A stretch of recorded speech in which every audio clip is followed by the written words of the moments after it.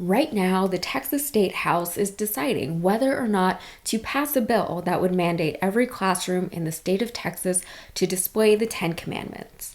This bill, by the way, has already been passed in the Texas Senate. Texas State Representative James Talarico, a practicing Christian and a Democrat, had some choice words for his Republican colleagues, stating the bill is, quote, not only unconstitutional and un-American, it's deeply un-Christian. I say this to you as a fellow Christian. Representative, I know you're a devout Christian, and so am I. This bill, to me, is not only unconstitutional, it's not only un-American, I think it is also deeply un-Christian.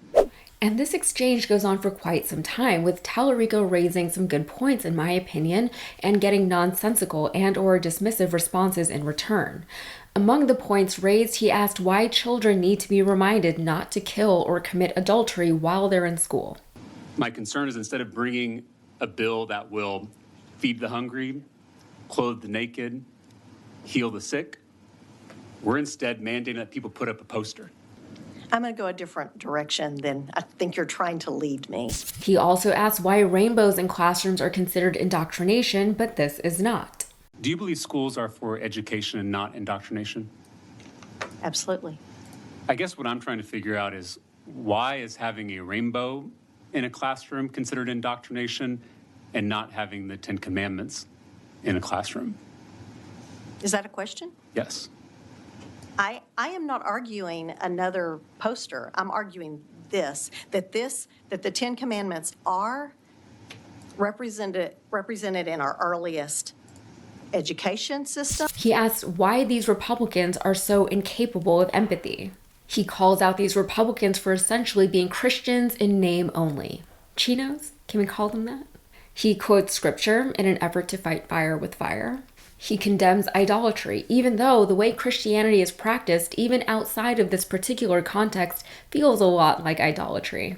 He asks why parents don't have the right to consent or object to these evangelical oversteps into their children's lives, despite the fact that Republicans love to use parental rights as their reasoning behind, for example, why children shouldn't be disciplined in schools and why schools don't need to teach sexual education. Every time on this committee that we try to teach students values like empathy or kindness, we're told we can't because that's the parents' role.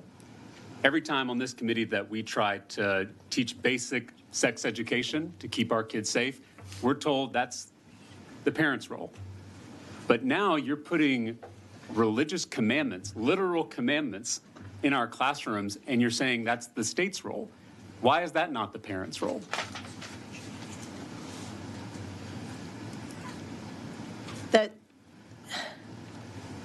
That's really an interesting rabbit trail that you've gone on with that. And he brings up the First Amendment.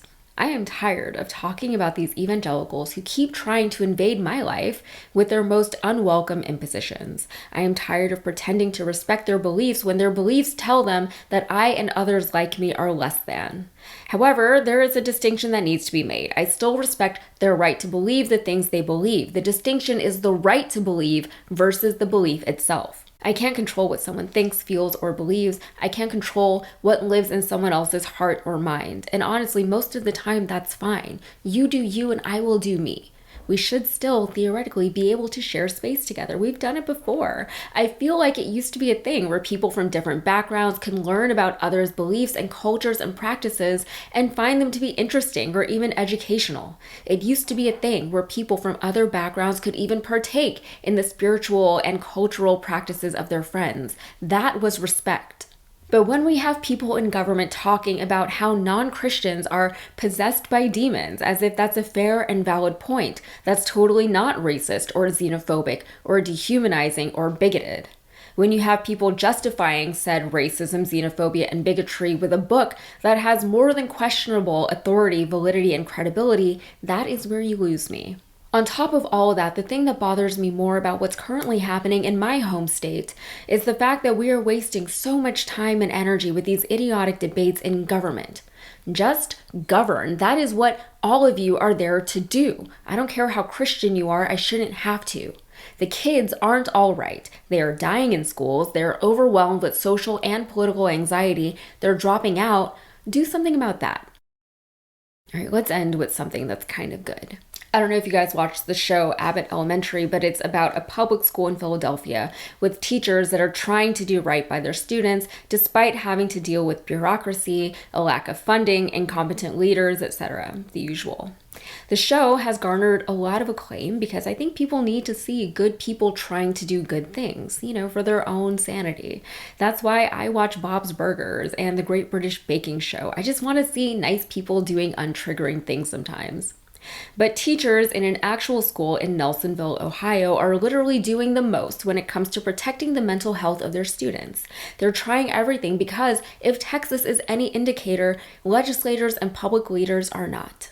These kids have real issues that need to be addressed. They need actual help, not more thoughts and prayers, and not some inspirational/propaganda poster in their classrooms. According to the CDC, nearly a third of American high school girls have considered suicide, and over 40% of teenagers are persistently sad or hopeless.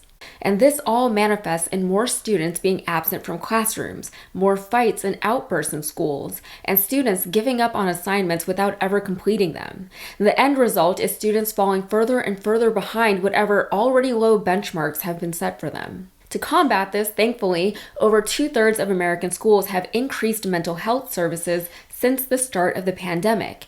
But like the fictional teachers at Abbott Elementary, many of them are limited by external factors despite their positive intentions.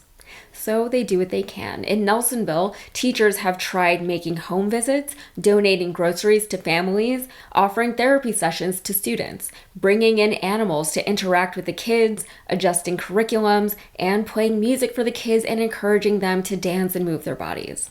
A lot of these things are free to implement, but they take time and they take patience on the part of the educators. Teachers are themselves overextended, with some districts even exploring 4-day school weeks to deal with staffing shortages.